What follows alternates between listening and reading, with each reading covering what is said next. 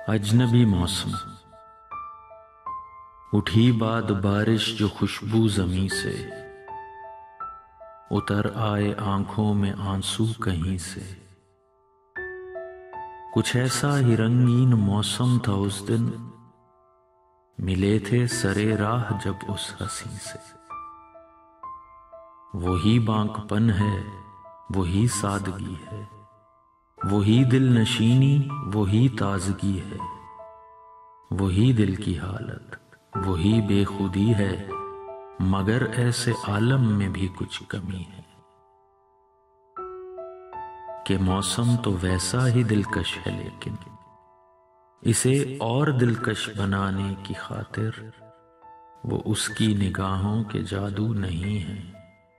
वो बेचैन सिमटे से अबरू नहीं है, वो गिरता संभलता सा आंचल नहीं है, वो उलझे परेशान गेसू नहीं है।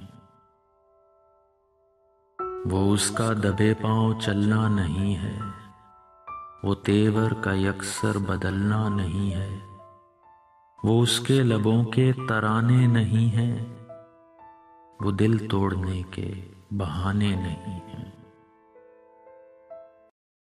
वही रंग मौसम का अब भी है, लेकिन वही संग खुशबू का अब भी है, लेकिन हवाओं में अनजान सी तिश्नगी है।